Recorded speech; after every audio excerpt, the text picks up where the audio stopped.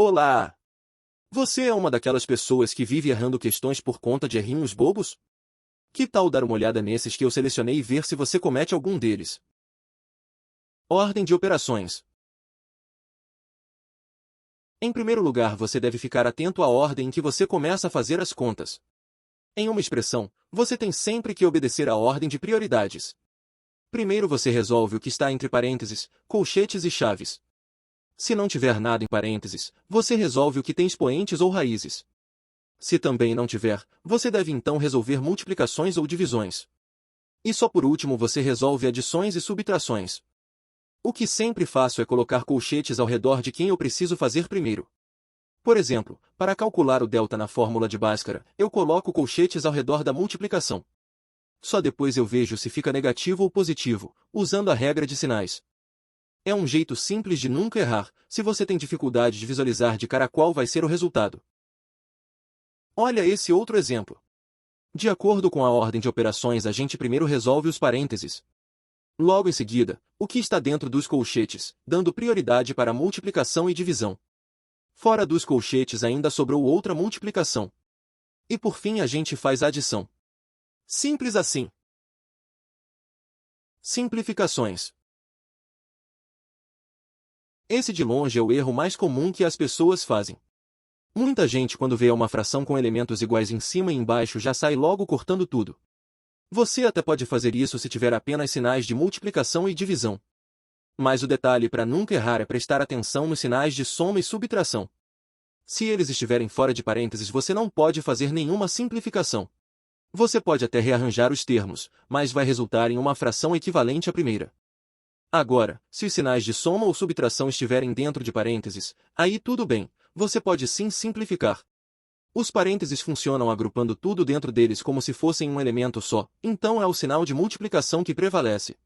Então é isso, soma ou subtração que esteja fora de parênteses faz com que não seja possível fazer simplificações. Você vai ter que resolver por outros métodos. Frações. Frações não têm segredo. Existem 3 tipos de operações básicas: multiplicação, divisão e soma ou subtração. Para a multiplicação de frações é só fazer numerador vezes numerador e denominador vezes denominador. Para fazer uma divisão de frações basta manter a primeira e inverter a segunda, transformando em uma multiplicação de frações. Se você tem dificuldade, basta lembrar que divisão é o inverso de multiplicação. Para a soma ou subtração de frações é mais fácil lembrar o método da borboleta. Multiplica cruzado de baixo vezes o de cima. Repete a operação que está sendo feita. E multiplica os de baixo. Se chama método da borboleta porque parece que você faz o desenho de uma borboletinha. Então, resumindo, multiplicação é normal, multiplica os de cima e multiplica os de baixo. Para a divisão basta inverter a de baixo e multiplicá-las. Para adição e subtração, método da borboleta. Potências. Potenciação possui várias regrinhas que a gente acaba se confundindo. Uma delas é um número com expoente negativo.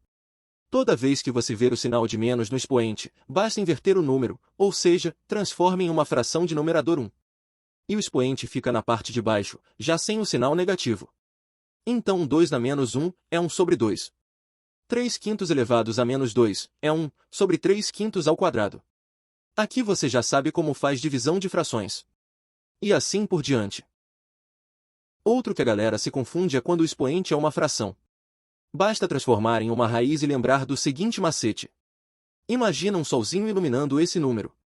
Quem está na sombra vai para o sol. E quem estava no sol agora vai para a sombra. É bobinho, mas ajuda a lembrar. Olha só, 4 elevado a 3 meios. Fica igual a raiz quadrada de 4 ao cubo. Agora, frações com expoente de mesma base.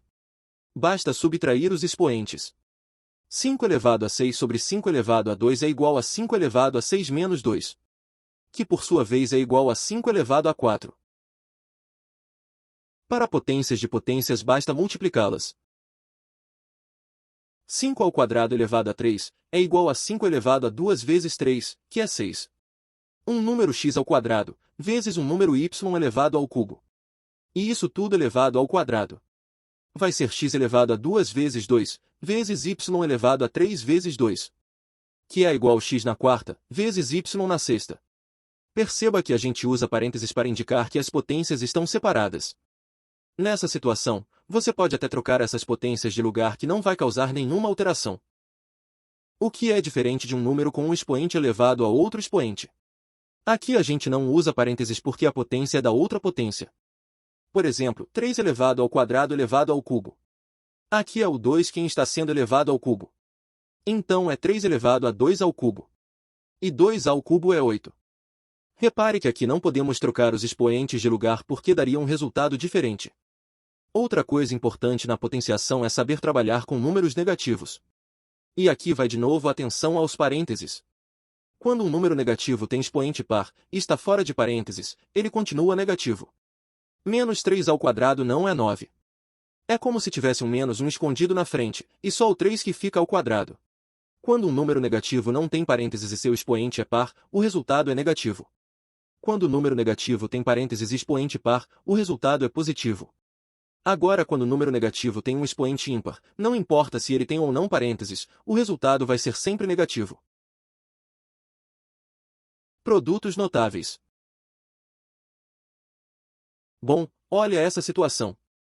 4x ao quadrado, como você resolveria? É só distribuir o quadrado nos dois membros, certo? Vai ficar 4 ao quadrado vezes x ao quadrado, que é 16x ao quadrado. Agora, e se fosse x mais 4 ao quadrado? Acho que agora você já está esperto e já ligou o alerta para o sinal de mais e para o parênteses, né? Isso mesmo, só podemos distribuir a potenciação para os membros se tivessem apenas sinais de multiplicação ou divisão. Nessa situação, em que há uma soma dentro dos parênteses, você tem duas opções que no fim vão dar no mesmo resultado. Primeiro, lembra que o que está dentro de parênteses funciona como uma coisa só? Então, se está ao quadrado, é só pegar essa coisa dentro do parênteses e multiplicar por ela mesma, da mesma forma que você faria se fosse qualquer outro número. Agora a gente faz o famoso chuveirinho, multiplicando um termo pelo outro e chega no resultado. A segunda forma, que é mais direta ao ponto, se chama produtos notáveis. É bem simples, quando você tem uma soma ou subtração ao quadrado basta fazer o quadrado do primeiro, mais ou menos 2 vezes o primeiro, vezes o segundo, mais o quadrado do segundo. Então, x mais 4 ao quadrado, é x ao quadrado, mais 2 vezes x, vezes 4, mais 4 ao quadrado, que dá o mesmo resultado do método anterior, só que de forma mais prática. Dica final. Bom galera, a minha última dica é essa. Tenha humildade. Se você está errando muitas questões por conta de errinhos bobos de matemática básica, não é vergonha nenhuma parar e voltar um pouco para revisar essa parte. Coloque em um post-it na sua mesa, faça cards no Anki, peça ajuda se você tem dificuldade, mas por favor não deixe suas dúvidas de lado. E claro, se inscreva no canal para continuar acompanhando se você gosta desse tipo de conteúdo. Não esqueça de deixar um like e compartilhar com seus amigos. Te vejo na próxima!